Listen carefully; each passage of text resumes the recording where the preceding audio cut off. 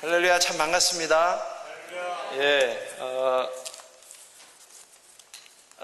굉장히 낯설고 좀 이렇게 당황하면 어떡하나 그랬는데, 그래도 중간중간에 이렇게 반가운 얼굴들이, 낯익은 얼굴들이 있어서 제가 좀 마음이 좀 놓입니다. 사관님들도 계시고 우리 현사관님 굉장히 오랜만에 뵀는데 여기서 또 LA에서 이렇게 뵙게 될 줄 정말 몰랐습니다. 우리 또 강정혜 사관님, 저희들 참 사랑 많이 해주셨는데 또 이곳에서 뵙게 돼서 반갑고, 우리 LA 나성 영문회 또 많은 또 부교님들, 또 저희가 15년 전에 이곳에 사관학생으로 실습을 나왔었는데 15년 만에 제가 단위에 서네요. 그때 2개월 반인가 실습하는 동안에 딱 한 번 단위에 서봤습니다. 그래서 상관학생들이 굉장히 꿈에 그리던 그런 영문인데 오늘 이렇게 담임사관이 돼서 이 자리에 서게 되니까 굉장히 감개가 무량하고 또 두렵고 떨림도 있지만은 우리 또 부교님들과 함께 하나님의 도우심으로 분명히 잘 해 나갈 줄로 믿습니다. 첫인사로 좀 그렇지만은 우리 서로가 서로에게 잘 봐달라는 의미로 그렇게 인사 한번 했으면 좋겠습니다. 잘 좀 봐주시기 바랍니다. 여러분들도 저한테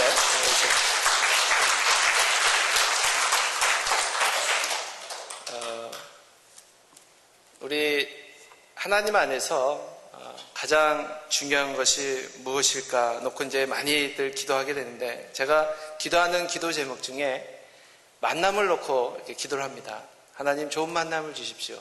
좋은 만남을 주십시오. 그래서 누구를 만나느냐에 따라서 인생이 바뀌기도 하고, 또 누구를 만나냐에 따라서 굉장히 어렵고 힘든 그러한 고난의 길을 걸어가기도 합니다. 그래서 저와 여러분의 만남은 주 안에서 만났기 때문에 가장 복된 만남인 줄 믿습니다. 그래서 원수는 외나무 아래에서 만난다, 뭐 이런 만남도 있는데 우리가 주 안에서 예배로 만났기 때문에 가장 복된 만남입니다. 그래서 이 만남이 주 안에서 계속해서 이어지고, 또 어디에서 우리가 어떤 마음으로 다시 만나든지 참 그때 아름다운 만남이었다라고 서로 고백할 수 있는 만남이 되었으면 좋겠습니다. 제가 공식적으로 8대라고 그러더라고요. 맞습니까? 8대 담임사관으로 오늘 이렇게 취임을 했는데, 그래서 뭐 소문도 들었고 또 어떤 사람인가 뭐 서로가 이야기도 나눴겠지만은, 그래도 제가 잠깐 저에 대해서 소개를 해야 될 것 같습니다. 저를 딱 보자마자 떠올리시는 그 인물들이 있다고 그래요. 그래서 딱 보자마자 시커멓다, 김건모 딱 그러면은 여러분들 마음이 시커머신 분이십니다. 근데 딱 보자마자 홍록기 닮았다 그러신 분들이 있대요. 그분들은 TV를 많이 보신 분들입니다. 근데 딱 봤는데 그래서 윤사마 같다 그러면은 그분들이 마음이 아주 아름다운 사람이라 그럽니다. 여러분들 눈에는 제가 그 영화 배우는 아니지만은 그렇게 좀 멋있는 사람으로 비춰주시면 좋을 것 같아요. 그래서 이것은 제가 하는 말이 아니고 작년에 한국에서 다녀간 그 단기 선교 팀원들이 지어준 별명입니다. 그래서 왜 그렇게 별명이 지어졌는가 그랬더니 이제 하도 자꾸 웃으니까는 그 사람들이, 일본 사람들이 그 배용준이라는 사람의 미소에 그렇게 반했다 그러는데, 사관님의 미소는 그 사람보다 더 멋있습니다. 그래갖고는 별명을 이렇게 지어줬어요. 별명을 딱 지어주고 나니까 그 다음부터는 인상을 못 찡그리겠더라고요. 웃는 게 멋있다 그러니까는 자꾸 의도적으로 웃게 되고, 거울을 보고 또 웃게 되고, 그러다 보니까는 웃는 얼굴이 되는데, 여러분들도 항상 웃으시기 바랍니다. 그래서 웃을 일이 없어도 웃다 보면은 자꾸 웃을 일이 생깁니다. 그것이 어떻게 성경적으로 가능한지 오늘 말씀으로 저희가 함께 나누기 원합니다. 저는 구세군에서 태어나서 자랐습니다. 한국에서 구세군에서 태어나 자랐고요. 제가 공식적으로는 구세군의 4대입니다.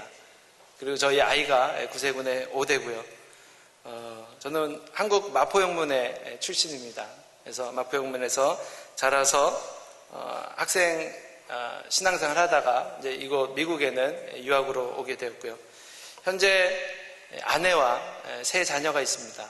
그래서 큰아이가 소망이, 둘째가 사랑이, 그리고 막내가 믿음입니다. 그래서 이렇게 믿음, 소망, 사랑 세 자녀를 두고 있습니다. 저희 가족들이 또 이곳에서 사역하시는 그런 사촌 동생들도 있고요. 그래서 제 스스로도 또 먼저 그 형으로서 사관이 되었기 때문에 참 부담감도 있지만은 하나님 축복하셔서 구세군에서 이렇게 사역을 할 수 있게 하셨습니다. 개인적으로 구세군을 정말 사랑하고요. 하나님을 사랑하지만 그 안에서 구세군이 가장 성경적이다, 성서적이다, 그렇게 자부심을 가지고 살고 있습니다. 그래서 저는 어릴 때는 교회가 구세군인 줄 알았어요, 다. 그래서 장로교, 감리교 뭐 이런 건 들어보지도 못했고 그냥 구세군만 교회인 줄 알았는데 나중에 커서 보니까 오히려 거꾸로 사람들이 구세군이 교회입니까? 이렇게 이야기하는 사람들을 만나게 돼서 좀 당황스럽기도 하는데 이곳 LA에 저희들이 구세군이 참 아름다운 교회로, 하나님을 사랑하는 교회로 그렇게 소문이 나면 좋겠습니다. 어릴 때부터 나름대로 하나님을 어떻게 하면 기쁘게 할까 고민을 많이 했습니다. 어떻게 하면 하나님을 기쁘게 할까? 그래서 열심히 신앙생활 하고요. 또 봉사도 하고요. 또 어렸지만은 뭐 기도원도 다니고 막 이러면서 신앙생활 했는데 결국 나중에 커서 하나님의 사랑을 체험하면서 하나님이 정말 기뻐하는 성도, 하나님이 정말 기뻐하는 교회, 그것이 뭔가 깨닫고 나면서부터 제 삶의 가치관, 목회관, 신앙관 모든 것들이 다 바뀌었습니다. 저의 인생을 바꾸어 놓은 성경 구절이 오늘 우리가 함께 읽은 바로 이 성경 구절입니다. 히브리서 11장 6절, 이 한 구절이 저의 인생을 바꾸어 놓았는데요. 믿음이 없이는 기쁘시게 못하나니. 결국 하나님을 기쁘시게 하는데, 하나님을 기쁘게 하기 원하는데 나의 어떤 열심이 아니었고 결국 믿음의 문제임을 깨닫게 되었습니다. 우리 신앙에 있어서 가장 근본적인 것, 이것을 우리가 해결하지 못하면 우리는 엉뚱한 일에 열심을 다하게 됩니다. 어느 마을로 가는 길에 커브가 이렇게 급경사가 도는 커브길이 있었어요. 사고가 자꾸 나요. 이 경사가 이렇게 가파르다 보니까는 자꾸 사고가 나는 거예요. 그래서 차가 그 밑에 낭떠러지로 자꾸 떨어집니다. 그러다 보니까는 마을 사람들이 모여서 회의를 했어요. 어떻게 하면 될까? 차 사고가 자꾸 나는데 어떻게 하면 좋을까? 그래서 마을 사람들이 모여서 해결해 놓은 그 해결책이 뭐였는가? 바로 차가 많이 떨어지는 그 절벽 밑에 거기에 병원을 세우는 것으로 마을 사람들이 의견을 모았습니다. 여러분, 이 마을 사람들이 해놓은 이 해결 방법이 정말 좋은 해결 방법일까요? 차 사고가 많이 나는데 이 사람들을 위해서 절벽 아래에 병원을 지어놓은 겁니다. 나름대로 열심을 내었고 나름대로 사람들이 해결책을 강구했지만 그 커브길을 고치지 않는 한 사고는 끊임없이 일어나는 겁니다. 우리가 살아가면서 인생에서 많은 일들을 경험하게 됩니다. 당하게 됩니다. 개가 와서 자꾸 묻니다. 우리는 물린 자국을 자꾸 치료합니다. 또 와서 묻니다. 그러면 또 그 아픈 자리, 피 흘린 자리를 또 치료합니다. 그런데 가장 근본적인 것은 무엇인가? 바로 이 자꾸 와서 무는 개를 어떻게 됩니까? 그 개를 우리가 잡지 않으면 자꾸 상처를 또 나게 됩니다. 우리 인생의 가장 근본적인 것, 이것을 해결하지 않으면 이러한 문제들은 자꾸 우리의 삶 가운데 찾아온다는 거예요. 우리 신앙인들에게 있어서 가장 근본적이고 가장 기본적인 것이 무엇인가? 저는 오늘 그것을 감히 믿음이라고 이야기하고요. 또 이 믿음의 문제를 우리가 해결하지 못하면 우리 삶 속에서 자꾸 똑같은 일을 만나게 될 것이라고 이야기를 하고 싶습니다. 평생 열심히 땀 흘리며 살아온 사람들이 있습니다. 수고했습니다. 그런데 아무런 열매를 얻지 못한 사람들입니다. 성경에 그 사람들을 이렇게 소개합니다. 밤이 새도록 그물을 던져 고기를 잡아 생활하는 어부들. 그날도 그들은 한 마리도 잡지 못하고 집으로 돌아가기 위해서 그물을 정리하고 있었는데 한 사람을 만나게 됩니다. 그리고 그곳에서 그분을 통해 어떤 말씀을 듣게 됩니다. 말씀을 마치신 후에 그분이 이야기합니다. 그 어부에게, 평생을 고기 잡아온 그 어부에게 감히 도전을 합니다. 깊은 데로 가서 그물을 던져라. 이 말이 아무런 이야기가 아닌 것이 아니라 이 말씀은 이 어부에게는 충격이었습니다. 왜? 자기가 평생 해온 그 고기잡이 그 방법과는 다른 이야기였기 때문에. 고기는 깊은 물에 있지 않습니다. 오늘은 밤새도록 수고해서 한 마리도 못 잡았고 오늘은 고기가 없습니다. 여러 가지 변명을 댈 수가 있어요. 내가 태어나서 이 고기 잡는 데는 전문가입니다. 당신 내가 보니까 고기 잡는 것에 대해서 아무것도 모르는 사람 같은데 여러 가지 이유를 댈 수 있었지만 그 어부가 이렇게 이야기합니다. 내가 밤새도록 한 마리도 못 잡았지만 말씀에 의지하여 한번 해보겠습니다. 그리고는 실제로 그렇게 순종했을 적에 어떠한 결과가 일어났는가? 그물이 찢어지도록 고기를 많이 잡았다 합니다. 그리하여 다른 배에 있는 동료들까지도 오라 합니다.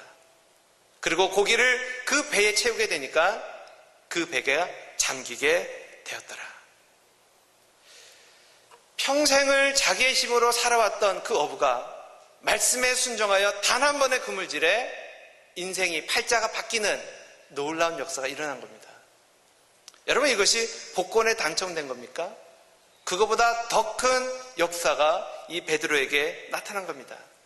그렇다면 그처럼 고기를 많이 잡았으니까 이것을 팔아서 그동안 고생한 거를 보상을 받을 수도 있는데 그때 베드로는 모든 것을 다 버려두고 주님 앞에 무릎을 꿇습니다.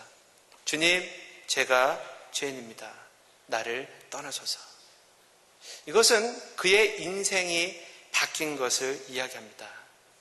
우리가 너무도 잘 알고 있는 말씀입니다.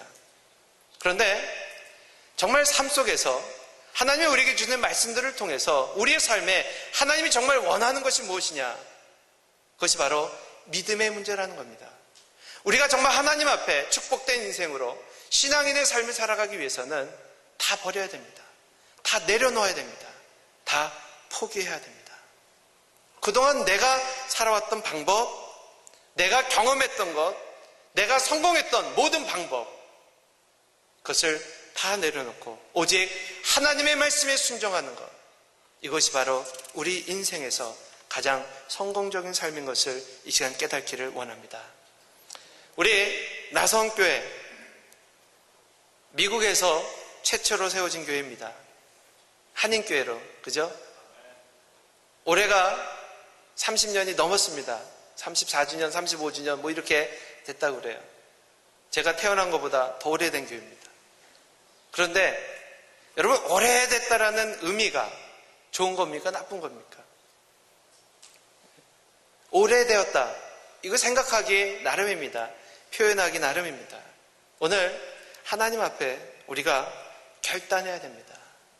오래되었다는 의미가 사람들에게 여러 가지 의미를 줄 수 있다는 거예요. 오래되었다는 의미는 낡았다, 썩었다, 부패되었다, 이러한 의미를 줄 수도 있습니다. 그런데 또 반대로는요, 오래되었다는 의미가 성숙하다, 그리고 완성도가 깊다라고 이야기할 수도 있다는 거예요. 포도주 같은 것은 오래될수록 그 가치를 인정받습니다.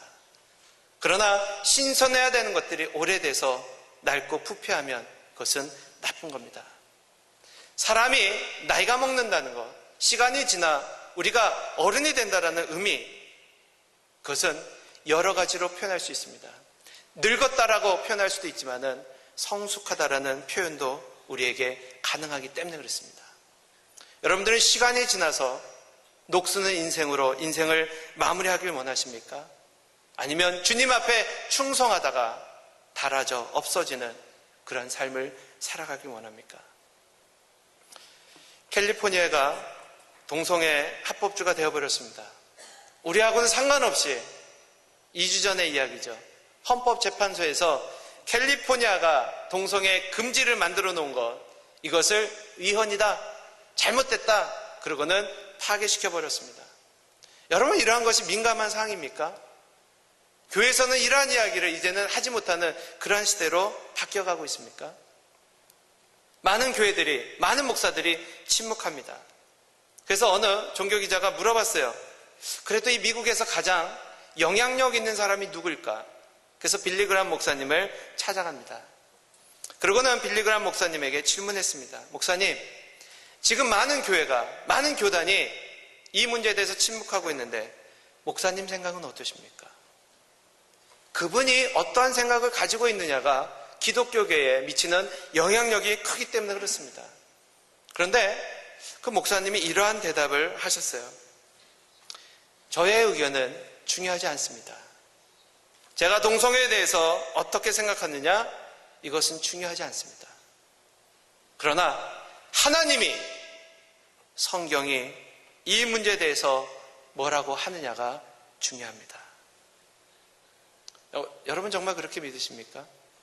나의 생각, 우리의 생각이 중요한 것이 아니라 하나님의 성경이, 하나님의 말씀이 뭐라고 이야기하느냐, 그게 중요하다는 거예요.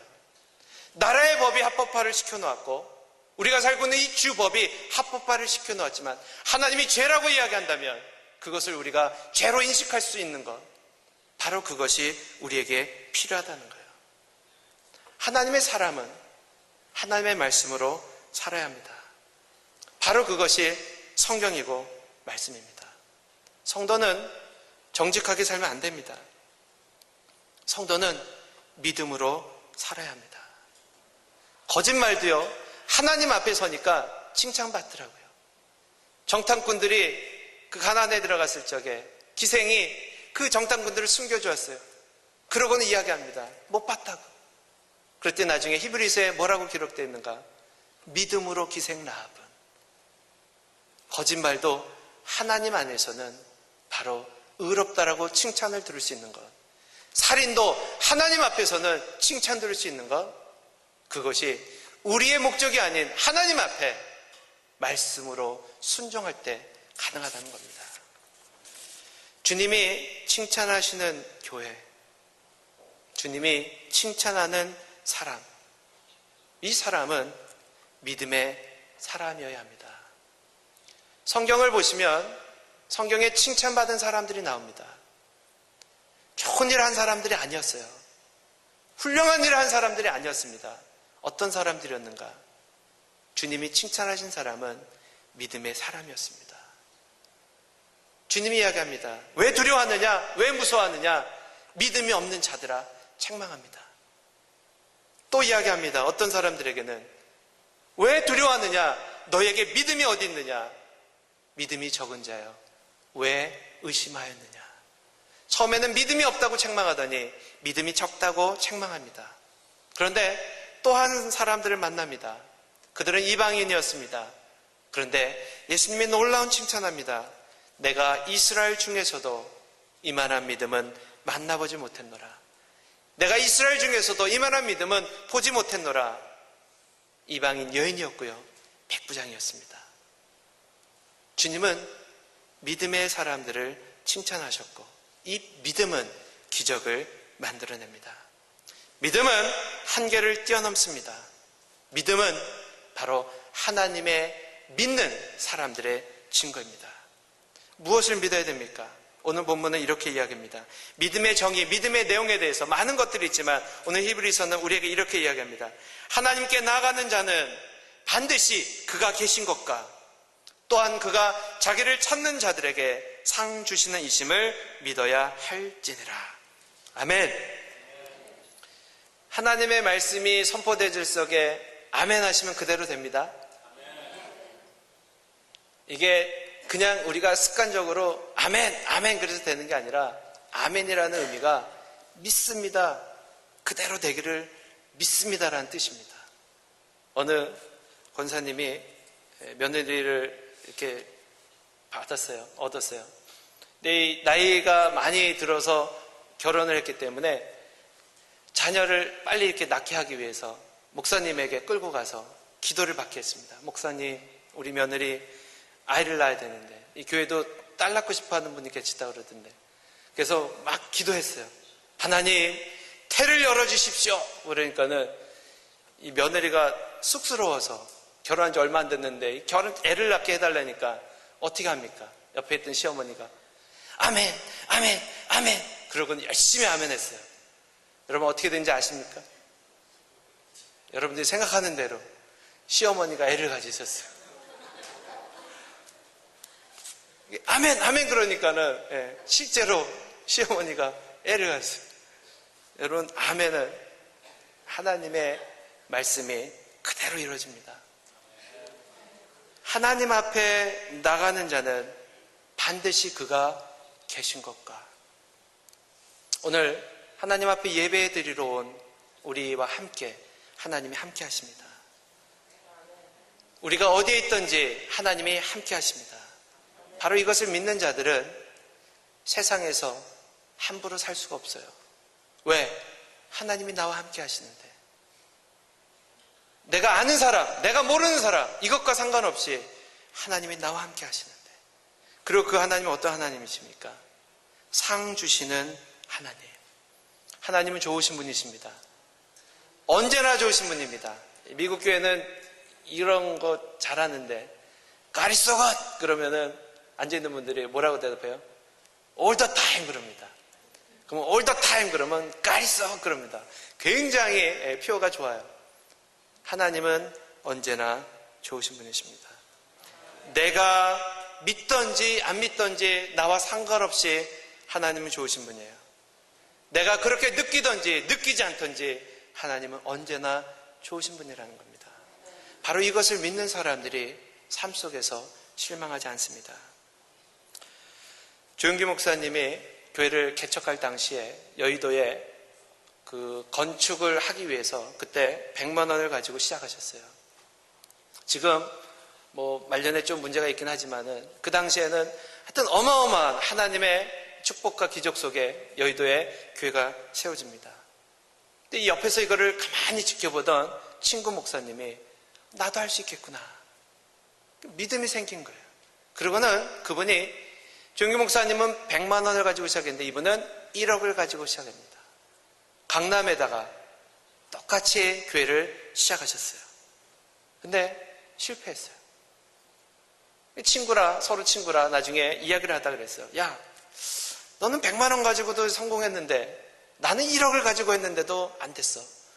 그랬더니 그때 친구 목사님이니까 조용기 목사님이 이러한 이야기를 했다 그래요. 야 이놈아, 나는 하나님을 보고 시작했지만 너는 날 보고 시작했기 때문에 실패한 거야. 여러분 그 차이를 아십니까? 정말 우리 교회의 영적 성장이 무엇을 모델로 삼아야 될까요? 정말 훌륭한 사람들을 모델로 우리가 삼아야 되겠습니까? 어느 교회는 이런 프로그램이 좋대더라. 어느 교회는 이렇게 하니까 잘 되더라. 정말 우리에게 하나님이 원하시는 것이 그러한 모델일까요? 하나님만 바라보십시다. 오직 하나님의 말씀과 하나님을 믿을 때에 우리 삶 가운데 기적은 일어납니다. 여기 신호등이 없어서 좀 불편해 하시는데 어느 할머님이 손자를 데리고 신호등에 서 있었대요. 그랬더니 손자가 두리번대다가 사람들이 막 건너가기 시작하니까 할머니 빨리 건너가 그러고는 손을 끄는데 할머니가 아이의 손을 딱 움켜쥐면서 이러한 이야기를 해줬다고 합니다. 얘야, 길을 건널 때는 사람들의 뒤를 쫓아가지 말고 신호등이 파란불로 바뀌었을 때 건너가렴. 짧은 이야기지만 이 이야기가 주는 의미가 상당히 큽니다. 사람들의 뒤를 쫓아가다간 실패의 길로 우리가 걸어갈 수도 있습니다. 우리는 언제나 하나님의 말씀만을 쫓아갈 겁니다. 오늘 우리가 처음 저와 같이 하나님 앞에 예배 드릴 때에 서로가 서로에게 좋은 것들을 나누고 또 세상적인 것들을 나눌 수도 있겠지만 가장 먼저 우리는 믿음 안에서 믿음의 공동체로 출발하길 원합니다. 제가 늘 이제 잔소리처럼 할 이야기인데요. 여러분, 말한 대로 됩니다. 믿으십니까? 말한 대로 됩니다. 이것은 제 이야기가 아니에요. 하나님이 말씀하셨어요. 너희 말이 내 귀에 들린 대로 내가 행하리라. 가나안 땅에 들어가기 위해서 정탐꾼을 보냈던 그 사람들이 돌아와서 이야기합니다. 10명의 정탐꾼은 정직한 보고를 합니다. 그곳에 갔다 왔더니 정말 그 사람들은 거인입니다. 땅은 좋은데 그곳에 살고 있는 사람들은 거인입니다. 그들과 우리가 게임이 안 될 것 같아요. 그들과 비교하니까 우리는 메뚜기 떼 같더라라고 이야기합니다. 이것은 하나님의 말씀이 아니었어요. 그들의 감정이었습니다. 근데 나머지 여호수아 갈렙이 이야기합니다. 맞다. 그 땅에 갔다 왔더니 정말 그 땅은 좋은 땅이더라. 그리고 하나님이 그 땅을 우리에게 주셨으니 가서 취하자. 그들은 우리의 밥이다. 여러분, 다수결로 하면은 2명이 칩니다. 그리고 백성들이 누구의 말을 귀 기울였는가? 이 10명의 말에 귀 기울였어요. 그렇다면 하나님 입장에서도 많은 사람들을 위해서 그 사람들을 손을 들어줘야 되는데 하나님은 이렇게 선포합니다. 너희 말이 들린 대로 내가 행하리라. 죽겠다 한 사람들은 다 죽었고요. 그러나 하나님이 함께 하시니 가서 취하자. 하나님이 이 땅을 우리에게 주셨으니 가서 취하자라고 선포한 사람들은 그 땅을 밟습니다. 우리가 힘이 있어서, 우리가 능력이 있어서 할 수 있다면 우리에게는 하나님이 필요하지 않습니다. 우리는 할 수 없지만, 그러나 나와 함께 하시는 그 하나님이 할 수 있으니 그 하나님을 바라보는 것, 바로 그것이 믿음입니다. 이것은 절대로 어려운 것이 아닙니다. 생각을 바꿔야 됩니다. 한 이야기를 드리고 마치려고 합니다. 생각을 바꾼다는 것이 우리의 삶에 어떠한 결과를 가져다 주는가? 어느 한 집사님이 교회에 출석하기 위해서 지하철을 타셨어요. 지하철을 타고 이제 교회를 가는데 성경책을 펴서 그날 이제 말씀을 이렇게 묵상합니다. 다음 정거장에 한 아버지와 조그만 아이 2명이 탔습니다. 근데 이 2아이가 얼마나 개구장인지 막 그냥 지하철 안을 막 뛰어다니는 거예요. 여기저기 막 뛰어다니는 거예요. 갑자기 이 지하철 안이 시끄러워졌습니다. 마음속으로 그런 생각을 했어요. 요즘 사람들은 문제야 문제. 이 아이들에게 도대체 교육을 안 시켜. 자기네 집 안바당처럼 놀이터 마냥 이렇게 여러 사람이 쓰는 공간에서 그런 마음에 점점점 불쾌감이 생기기 시작했어요. 근데 여전히 아버지는 가만히 있고 애들은 막 뛰어다니고 난리가 났습니다. 조금 지나가니까 결국은 이 아이가 탁 치면서 그 집사님이 읽고 있던 성경책이 땅에 떨어졌어요. 갑자기 화가 확 올라왔습니다. 그리고는 그 가만히 있는 아버지한테 가서 이야기했어요. 여보시오, 아무리 아이들이 이쁘고 그래도 여러 사람이 쓰는 이 지하철 안에서 아이들을 좀 조용히 시켜야 되지 않습니까? 그러자 그 아버지가 깜짝 놀라면서요, 전혀 몰랐다는 이야기로, 죄송합니다. 제가 이 아이들이 이렇게 시끄러운 줄 몰랐습니다. 그러면서 이야기를 하는데 이런 이야기를 합니다. 며칠 전에 애 엄마가 교통사고로 죽었습니다. 그리고 지금 장례식을 치르고 화장을 해서 이 애 엄마를 강에다가 이렇게 뿌리고 그리고 집으로 가는 길이래요. 근데 엄마가 죽었다는 것이 무엇인지도 모르고 저렇게 철딱서니 없이 막 뛰어노는 아이들을 보면서 이 아이들을 어떻게 키울 것인가 생각하니까 너무 아무 생각도 할 수 없다는 거예요. 근데 이 이야기를 듣고 있던 그 집사님의 마음에 감동이 오기 시작했어요.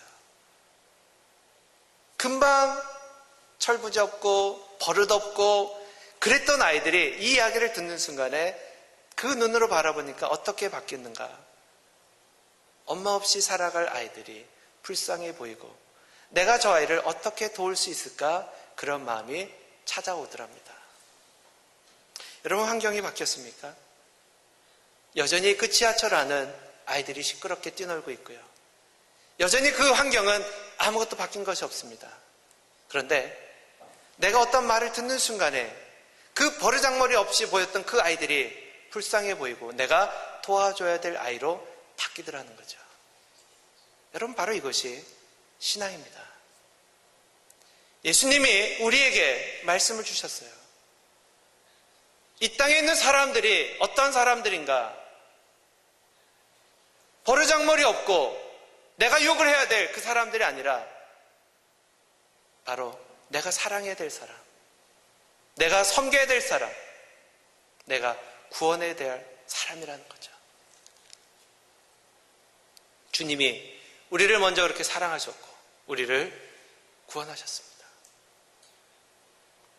교회의 사명은 바로 이 사람들을 섬겨서 하나님 앞으로 인도하는 바로 그 사명을 우리에게 맡기셨음을 깨닫고 우리가 그 일에 같이 쓰임받기 원합니다.